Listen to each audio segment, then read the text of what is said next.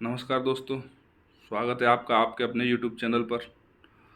तो मेरे मित्रों, आपको पता ही लग गया होगा नोटिफिकेशन आउट हो चुका है। अब नोटिफिकेशन के आउट होते ही आपके दिमाग में एक जिज्ञासा आई होगी, सर एग्ज़ाम कब होगा।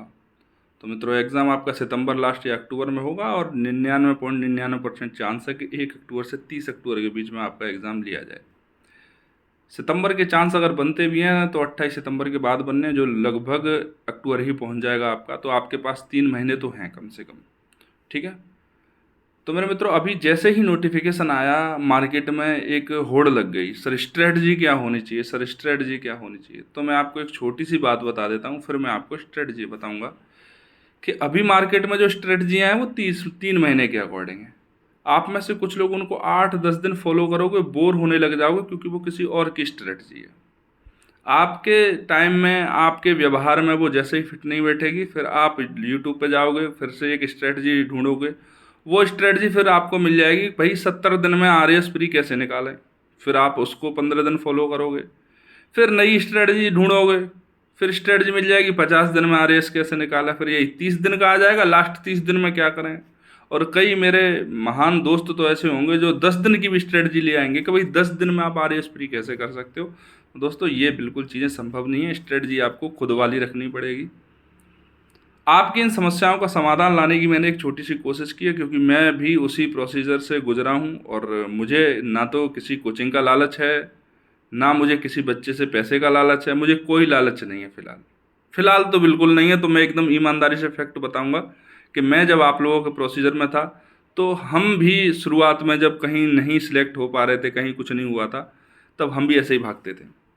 लेकिन मेरे मित्रों, सत्य बात ये है कि जब तक आप day by day schedule follow नहीं करोगे, पर डे शेड्यूल फॉलो नहीं करोगे, जब तक सिलेक्शन आपसे थोड़ा सा दूर ही रहेगा, ठीक है।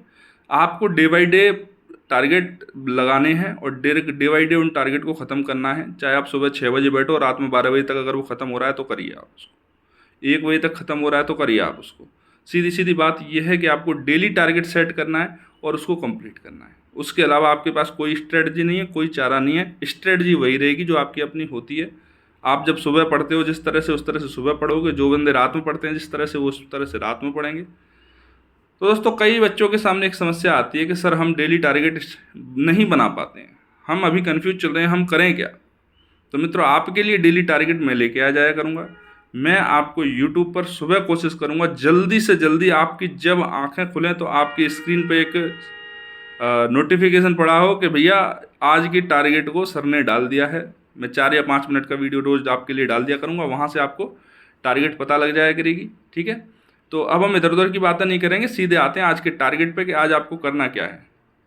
तो मेरे मित्रों, आज जो तारीख है वो है 30 जून। और आज आपको जो चीज़ उठानी है, देखो पहले हम 3 सब्जेक्ट को लेके चलेंगे, फिर 3 सब्जेक्ट को लेंगे।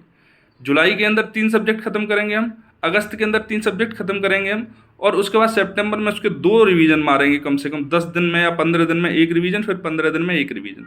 इससे आपके सब्जेक्ट पे कमांड अच्छी हो जाएगी। जब तक आप रिवीजन नहीं मारेंगे, जब तक कुछ नहीं हो सकता। तो हम पहले स्लॉट के अंदर जो जुलाई में 3 सब्जेक्ट लेके चलने वाले हैं मित्रों, वो रहेगी, पहली रहेगी ज्योग्राफी। उसमें हमारा मेन फोकस रहेगा इंडिया पर और राजस्थान पर। दूसरी सब्जेक्ट रहेगी हमारी पॉलिटी, उसमें हमारा मेन फोकस कंप्लीट पॉलिटी पर ही रहेगा। और तीसरी जो सब्जेक्ट रहेगी हमारी, वो जनरल साइंस और साइंस एंड टेक रहेगी। हम इन तीनों को जुलाई के अंदर ख़त्म करने की पूरी कोशिश करेंगे। आपको थोड़ा सा लेबर करना पड़ेगा, थोड़ी मेहनत ज़्यादा करनी पड़ेगी, लेकिन यदि आपको आरएस बनना है तो उतना तो करना ही पड़ेगा, क्योंकि प्रीलिम्स नहीं निकला तो मेंस और इंटरव्यू का तो कोई मतलब ही नहीं है आपके जीवन में, ठीक है। तो दोस्तों, प्रीलिम्स में आज हमने इंडियन ज्योग्राफी, इधर पॉलिटी और इधर जनरल साइंस, जिसमें टेक का पार्ट हमने पहले लिया है क्योंकि टेक्निकल से ज़्यादा पूछते हैं और जनरल साइंस में बायोलॉजी से ज़्यादा पूछते हैं, तो उन सारी चीज़ों को लिया है। तो इंडियन ज्योग्राफी के अंदर जो हमने टारगेट रखा है आज का, वो रखा है हिमालय। हिमालय को आपको किस तरह से करना है, हिमालय की वर्गीकरण देखना है आपको, पूर्व से पश्चिम, पश्चिम से पूर्व की तरफ और उत्तर से दक्षिण की तरफ, ये वाला वर्गीकरण करना है आपको। उसके बाद आपको उसकी श्रृंखलाएं देखनी है, कौन कौन सी श्रृंखलाएं, काराकोरम है, लद्दाख है, जास्कर है, पीर पंजाल है, इस तरह से सीक्वेंस वाइज। सीक्वेंस नहीं टूटना चाहिए, सीक्वेंस याद रखना उसका, ठीक है। फिर उसकी प्रमुख चोटियां देखनी है, फिर उसके प्रमुख दर्रे देखने हैं, उसकी विशेषताएं देखनी है, और देखना है अगर हिमालय नहीं होता तो क्या होता। तो इस तरह से आपको हिमालय को कवर करना है और हिमालय इस तरह से आपका कंप्लीट कवर हो जाएगा। कल के दिन हम दूसरी तरह की पर्वत श्रृंखलाओं को लेंगे, ठीक। इसके बाद आपको पॉलिटी में आना है और पॉलिटी में आपको संविधान सभा को करना है और संविधान की विशेषताओं को करना है। संविधान सभा में आपको संविधान सभा का गठन करना है, किस प्रस्ताव के माध्यम से हुआ, किस तरह से हुआ, इलेक्शन इसके किस तरह से हुए थे, इसके सदस्य कौन कौन किस किस तरह थे, ठीक है, और कितने सदस्य थे, उसके बाद इसकी समितियां कौन कौन सी थी और उनके अध्यक्ष कौन कौन से थे। इस तरह से आपको संविधान सभा को ख़त्म करना है, ठीक है। और संविधान की विशेषताओं के बारे में तो आपको बताने की ज़्यादा आवश्यकता है ही नहीं, आप सारे खुद ही होशियार हो इतने, ठीक।